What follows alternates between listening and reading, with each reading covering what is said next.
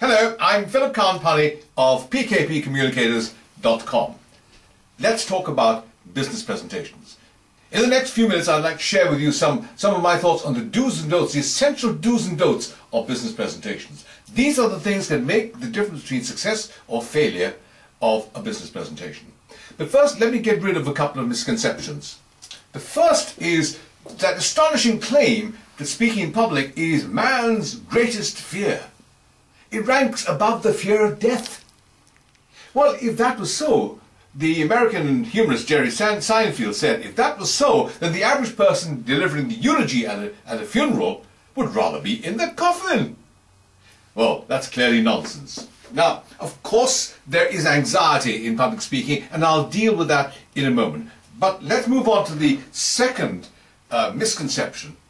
And this is probably the greatest cause of failure of business presentations. It is the belief that you simply have to deliver your stuff.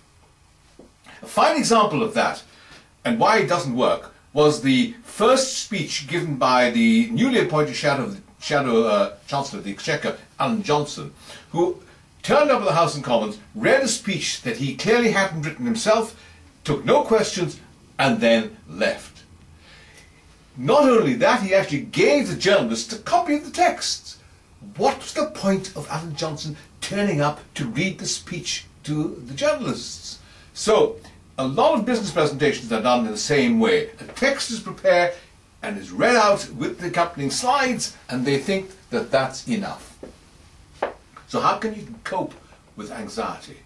Because clearly Alan Johnson was anxious, and he was anxious because he wasn't as secure with his content as he might have been. So the first thing about dispelling anxiety is to know your stuff.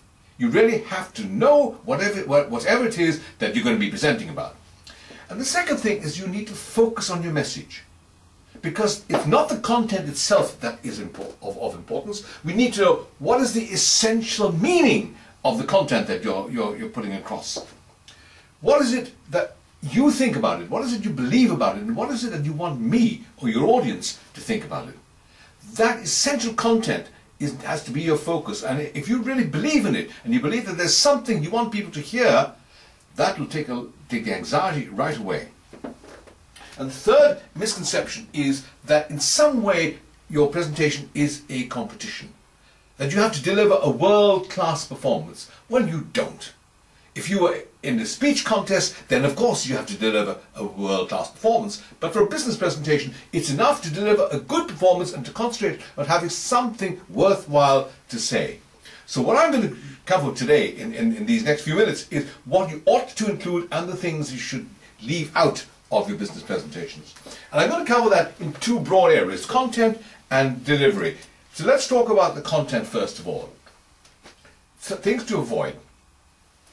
Too much material, too much content, too many facts, reliance on facts alone. Facts alone do not tell the story. So you have to interpret them and you have to limit facts that you're going to put across. The second thing is slide abuse. Most presentations have too many slides and too much stuff on the slides, and worst of all, people throw up a slide with lots and lots of words and then they proceed to read the slides to the audience as though the audience had never learned to read. And here's another thing. While you're reading out whatever's on slide, or while you're letting people read, even for themselves, if there's so much stuff on the slide, they're not listening to you. So you have to understand how to use slides to support, but not to supplant you, the presenter. And the third common error is that it's one-way traffic, that you have things to say to people, you have things to tell them, and that in some way they can't reciprocate. One-way traffic doesn't work. People switch off very quickly. So what should you do with the content? First of all, you have to make it relevant to the audience. You have to be focused on their needs.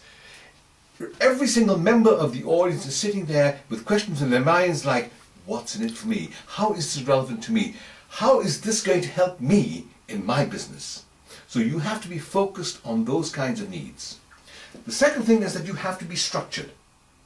Because you think that if you just tell people a lot of things, one thing after another, they're not going to remember it. So you need to have a structure that enables them to follow you.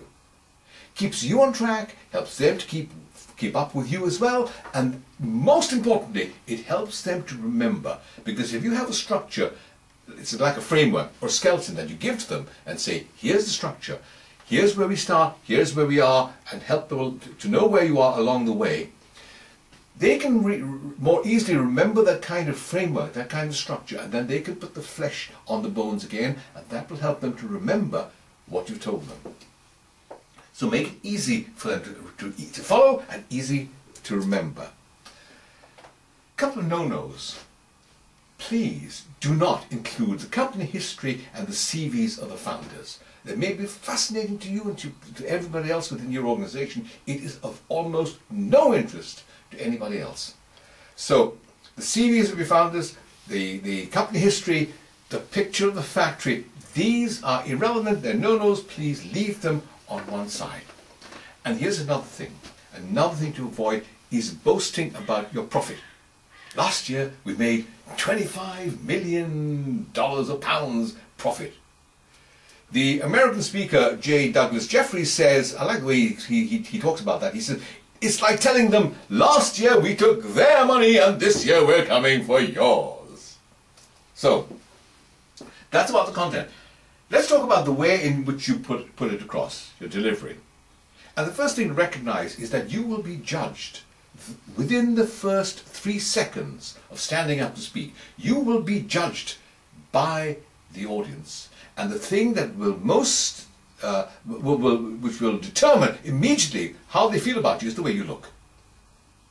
Now, I know it's fashionable these days for a lot of people to think, well, I ought to dress informally. Why? Why dumb down? Why not maintain the highest standards? Try to be the best dressed person in the room and let people look up to you.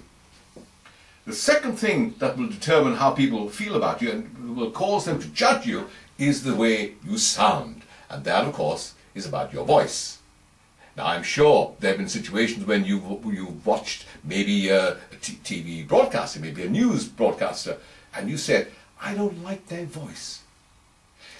They may be lovely people, kind to small children and animals, but because their voice grates on you, you take a negative view of them. And exactly the same thing could happen to you when you are making a business presentation. So consider how you sound and do something about it if you don't sound as well as you might. Next thing is eye contact. You see, you have to connect with people. You have to connect with your audience.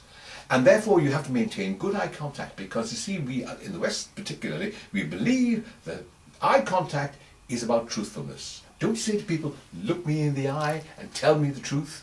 So, the kind of eye contact that a lot of people do when they're nervous is that they sweep the room like this and they hardly give anyone more than half a second's eye contact. Meaningful eye contact is 3 elephants. Catch somebody's eye and hold it for the count of 1 elephant, 2 elephants, 3 elephants. Then they know you've talked to them directly. Now, then there's gestures. There's 2 kinds of gestures. There's gestures that describe things. For example, this will describe round, that is big. And then there are gestures of rhythm, gestures that explain how you feel about what you're saying. For example, that might indicate, not so sure. This might be. Don't you agree? The gestures that enhance your meaning are worth doing. Simply to beat time because you're nervous gets in the way. So don't use gestures that are distracting. So, these are some of the essentials that you need to remember that will make the difference between success or failure of business presentations. These are the do's and don'ts. Of course, there are other things as well. There's more, and there's more than I can do for you, because that's what I do. I train people in this process. So, if you'd like some help from me, contact me. I'm Phillip Khan-Panni of pkpcommunicators.com, and my telephone number is 0845 165 9240.